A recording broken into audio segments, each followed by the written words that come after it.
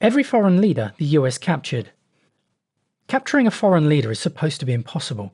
Presidents don't get arrested by other countries. Head of states don't get flown across borders to face someone else's courts.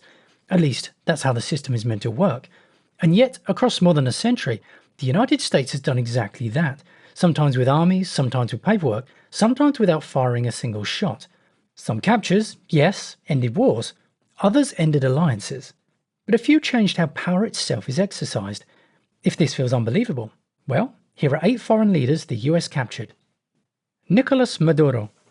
In a massive military operation, later dubbed Operation Absolute Resolve, the US struck key military sites and sent special forces into Caracas to seize Maduro and his wife, Celia Flores, under the cover of early morning darkness.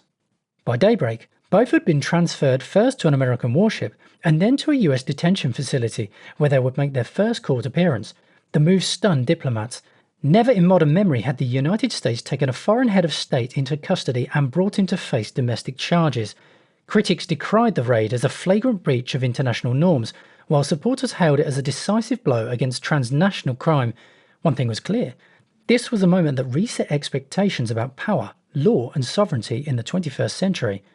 And this wasn't the first time the United States decided a leader was no longer untouchable. Saddam Hussein. By late 2003, Baghdad had fallen and the regime had collapsed. American forces controlled the cities, the palaces were empty, and the statues were gone. What they did not have was Saddam himself. For months he existed only as rumours, moving safe houses, slipping between loyalists, staying just ahead of patrols. The US military responded with a massive manhunt, flooding central Iraq with raids, checkpoints and informants. This wasn't symbolic. The occupation needed proof that the old order was finished. On December the 13th, that proof finally surfaced near Tikrit.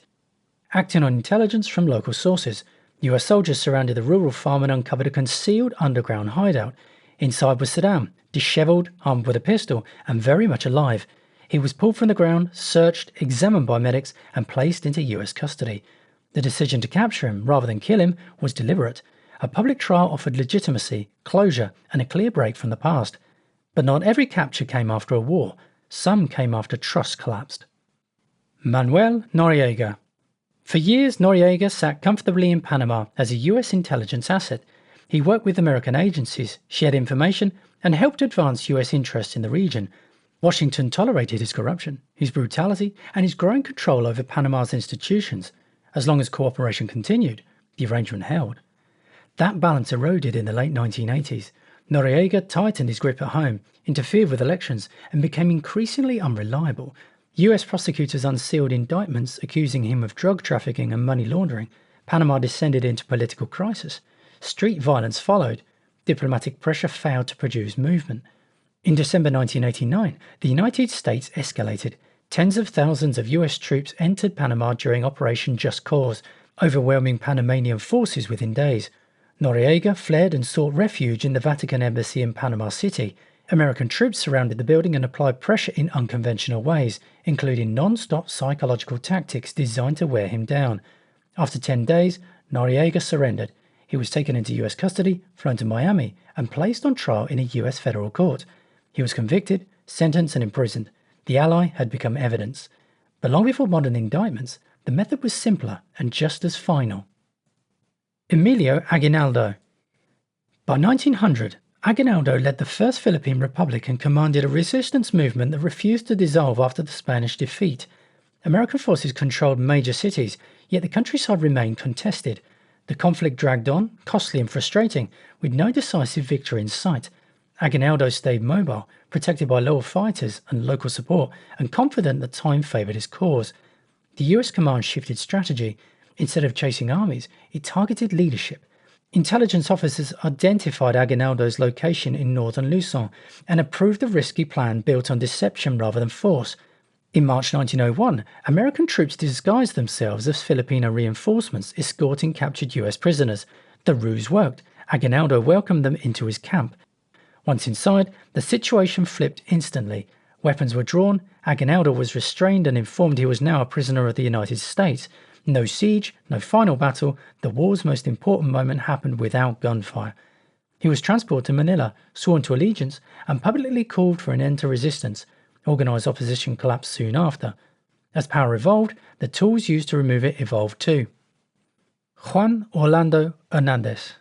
For nearly a decade, Hernandez governed Honduras as a reliable US partner in the region. He cooperated on security, migration enforcement, and anti-gang operations. Washington treated him as a stabilizing figure, and that status mattered. While in office, he remained shielded by power, protocol, and timing. Behind the scenes, US prosecutors were building a case. Testimony from traffickers, wiretaps, and court filings painted a picture of deep involvement in cocaine trafficking and corruption at the highest level. The allegations were serious, yet nothing moved while Hernandez remained president. The clock, however, was ticking. In January 2022, Hernandez left office. Within weeks, the protection evaporated. Honduran police surrounded his home, arrested him, and placed him in custody at the request of the United States. No troops landed, no embassy was stormed. The process was procedural, quiet, and airtight. After months of legal proceedings, Hernandez was extradited to New York. In a US courtroom, prosecutors laid out the central claim. The former president had used the state itself as a trafficking partner. But not every leader was taken through legal channels. Jean-Bertrand Aristide. By early 2004, Aristide was Haiti's elected president, presiding over a country sliding towards chaos. Armed rebels were advancing on the capital. Police forces were fracturing. Foreign embassies were making contingency plans. The situation looked unstable, and everyone knew it. On February the 29th, US personnel arrived at the presidential residence before dawn. Hours later, Aristide and his wife boarded an American aircraft and were flown out of Haiti, eventually landing in the Central African Republic. Washington described the move as a security evacuation meant to prevent bloodshed. Aristide later said he was pressured, coerced, and removed against his will. What followed was the uncomfortable part. There was no arrest photo, no courtroom, no formal charges. An interim government took power, backed by international forces, while Aristide remained in exile. The United States insisted the departure was voluntary. Aristide insisted it was forced. The truth sat somewhere behind closed doors and classified conversations. The hardest revelation came afterward. Aristide's removal didn't rely on tanks or trials. It relied on control of airspace, timing, and the reality that once a leader leaves the country under foreign protection, returning becomes almost impossible. He eventually came back years later. His presidency did not. And in some cases, capture didn't require handcuffs at all. Charles Taylor. By 2003, the former president of Liberia had already fled office and accepted exile in Nigeria. On paper, he was untouchable. He had asylum, regional backing, and distance from the wars that defined his rule. For a while, that arrangement held. Taylor gave interviews, lived openly, and behaved like a man who believed the worst was behind him. Behind the scenes, pressure was building. An international indictment for war crimes hung over Taylor, tied to atrocities in Sierra Leone. The United States pushed quietly but persistently, applying diplomatic and financial pressure on regional governments. Nigeria's protection began to look expensive. Allies started recalculating. In 2006, the door finally closed. As Taylor attempted to flee Nigeria, local authorities intercepted him near the Cameroonian border. He was detained and swiftly transferred into international custody. From there, the process moved fast. Taylor was flown out of Africa and delivered to The Hague to face trial before a special tribunal. The hardest truths arrived later. Taylor wasn't captured because the US stormed a compound. He was captured because every safe option disappeared at once. Borders closed. Hosts withdrew support. Paperwork replaced gunfire. He was later convicted and sentenced to 50 years in prison. By the time he stood in court, the capture had already happened, quietly, months earlier, when the world stopped offering him somewhere to stand. But probably that wasn't as astonishing as what they did to Gaddafi. Muammar Gaddafi. His end shows what happens when capture is no longer the objective.